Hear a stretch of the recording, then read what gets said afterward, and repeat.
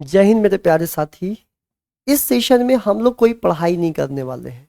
इस सेशन में हमारा जो मेन मुद्दा है वो केवल एक ही क्वेश्चन है हमारे सरकार से, हमारे प्रभु से, कि जिस चीज का डंका लोगों में देश विदेश में फीटा जा रहा है, डिजिटल इंडिया डिजिटल इंडिया, क्या डिजिटल इंडिया का डेफिनेशन यही है कि हर आदमी के पॉकेट में, जेब में बड़े बड़े फोन आ जाने से क्या भारत डिजिटल इंडिया बन चुकी है?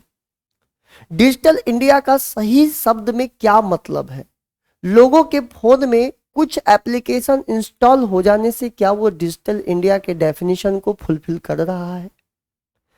बहुत सारा आपने सुना होगा। और one nation one exam, one nation one exam के बारे में आप लोग सुने होंगे। उस पर हमारी देश काम कर रही है, जिसको सीईटी के नाम से पेपर आने वाला है। एग्जाम अब सीईटी के थ्रू होंगे।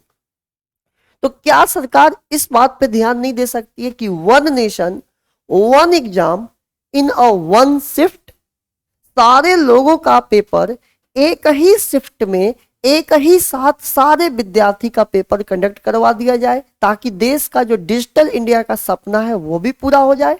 और एक ही पेपर हर अभ्यर्थी को एक ही समय में देखने को मिले, ताकि हम ये नॉर्मलाइजेशन जैसे अभिशाप से बच सकें। नॉर्मलाइजेशन वर्ड इतना गंदा वर्ड है जो कि पूरे माहौल को बिगाड़ के रख दिया है, लोगों को डिसअपॉइंट कर दे रहा है। नॉर्मलाइजेशन से बचना ही सबसे पहले यही बेहद जरूरी होगा किसी भी एस्पिरेंट के लिए, किसी भी विद्यार्थी के लिए जो प्रिपरेशन कर रहे हैं गवर्नमेंट एग्जाम की। नॉर्मलाइजेशन की वजह से हर किसी का जो करियर है वो अंधकार में पड़ जा रहा है। अगर किसी बच्चे ने अच्छा मार्क्स लाया है, उसे भी सर्टेन नहीं है कि उसका रिजल्ट आएगा कि नहीं आएगा। किसी बच्चे की कम मार्क्स है, वो भी सिक्योर नहीं है कि हो सकता है कि उसके मार्क्स जो कम है नॉर्मलाइजेशन के बाद कितने बढ़ जाएंगे या कितने कम जाएंगे। तो नॉर्मलाइजेशन को ही सदा के लिए खत्म कर देना चाहिए। और ये खत्म कब होगा? जब हर शिफ्ट अलग अलग ना बना के एक राष्ट्र एक एग्जाम तो एक शिफ्ट में होनी चाहिए। मतलब किसी भी एग्जाम को कंडक्ट करवाना है तो डिजिटल इंडिया, भारत हमारा डिजिटल इंडिया हो चुका है, प्रवेश कर चुका है। सब लोग दो ऐसे भी अमृत काल में प्रवेश कर चुका है, दो दो घोट सब लोग अमृत पी चुके हैं। तो मेरा यही कहना होगा कि एक शिफ्ट में ही पेपर कंडक्ट करवा जाए, चाहे इसके लिए कितना भी इंफ्रास्ट्रक्चर खर्च क्यों ना हो, कितना भी इंफ्रास्ट्रक्चर की जरूरत पड़े, क्योंकि भारत अमृत काल में प्रवेश कर चुका है तो इस काम को भी कर सकता है बड़े आराम से। जब एक शिफ्ट में सारे का पेपर होगा तो नॉर्मलाइजेशन जैसा शब्द ही गायब हो जाएगा। और जब नॉर्मलाइजेशन जैसा चीज गायब हो जाएगा तो बच्चों को मेरिट के अनुसार उसकी सिलेक्शन होगा। जो जितना नंबर लाएगा उसकी चयन होगी, जो नहीं लाएगा उसकी चयन नहीं होगी। अगर पेपर में कोई गलत क्वेश्चन बनते हैं तो उस गलत क्वेश्चन का मार्क्स हर किसी विद्यार्थी को सेम मिलेगा, चाहे वो सही करे चाहे वो गलत करे। अगर क्वेश्चंस में गलत क्वेश्चन पुट आउट किए गए हैं तो वो गलती एग्जामिनर की है, उसने गलत दिया है। अभी क्या मार्केट में माहौल चल रहा है कि क्वेश्चंस अलग अलग शिफ्ट में, किसी शिफ्ट में आसान क्वेश्चन, किसी में टफ क्वेश्चन, किसी में मीडियम क्वेश्चन। क्या बच्चे ने ऐसा बोला था क्या कि हमारे शिफ्ट में आप कमजोर क्वेश्चन पूछना या हमारे शिफ्ट में आप हार्ड क्वेश्चन पूछना? इसमें बच्चे की तो कोई गलती नहीं है, ये आपकी गलती है। तो एक शिफ्ट में जब क्वेश्चन पेपर दिया जाएगा, एक ही सवाल सभी बच्चे के लिए होगा, तो नॉर्मलाइजेशन जैसा चीज ही एग्जिस्ट नहीं करेगी, वो अस्तित्व में ही नहीं रहेगी।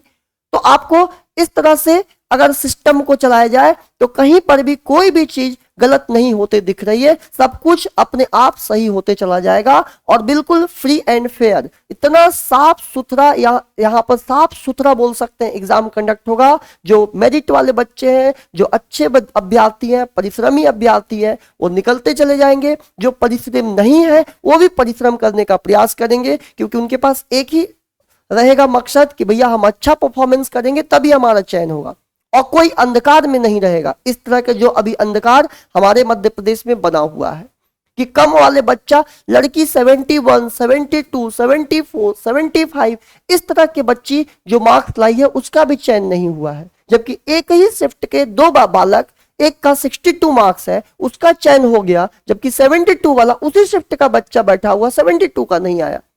तो ये क्या है? इस चीज को हम क्या बोल सकते हैं? कितना साफ सुथरा रिजल्ट आया आप इसी बात से समझ जाइए कि एक ही शिफ्ट में बैठा बच्चा, एक ही शिफ्ट में बच्चा का पेपर है, जिसका 62 है उसका सिलेक्शन हो गया, 62 वाले बच्चे का चयन नहीं हुआ। तो सिंपल एक ही मतलब मेरा क्वेश्चन रहेगा कि what is digital India? Digital India का सही डेफिनेशन क्या है? डिजिटल इंडिया यही है कि एक बार में सबका पेपर कंडक्ट नहीं हो सकता है, यही भारत की डिजिटल इंडिया का डेफिनेशन है। अब इसी तरह से देखिए और भी हम आपको दिखाते हैं, समझने का प्रयास करिएगा। मेरा सिंपल सा एक ही आग्रह है, गुजारिश है कि नो नीड नॉर्मलाइजेशन। नॉर्मलाइजेशन जैसी चीज की कोई जरूरत ही नहीं है, कोई जरूरत नहीं है इस चीज की, तो इस वर्ड को ही खत्म कर दिया जाए।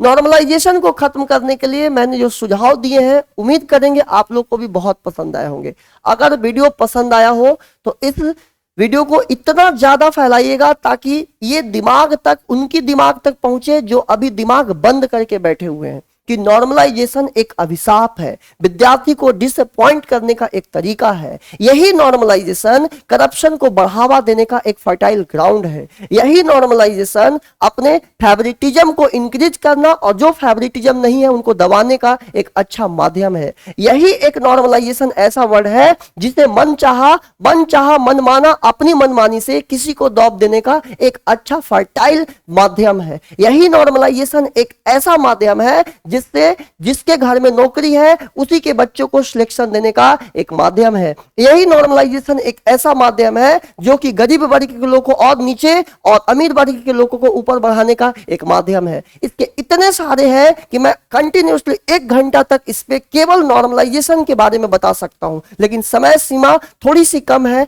वीडियो को उतना ज्यादा लंबा नहीं किया जाए, छोटा ही रखा जाए ताकि हमारी जितनी भी बातें हैं डायरेक्ट लोगों तक पहुंच जाए कि क्या मैं बताने का प्रयास कर रहा हूं, तो वो ज्यादा बेटर होगा। तो जय हिंद, मिलते हैं अगले वीडियो में। पसंद आया हो तो जरूर लाइक और शेयर करिएगा। इसमें पूरी तरह से नॉर्मलाइजेशन गलत है, गलत है, गलत है। आप लोग भी मंथन करिएगा, कमेंट में जरूर बताइएगा आपका क्या विचार है, उस विचार पे भी हम मंथन करेंगे। थैंक यू सो मच, मिलते हैं अगले वीडियो में।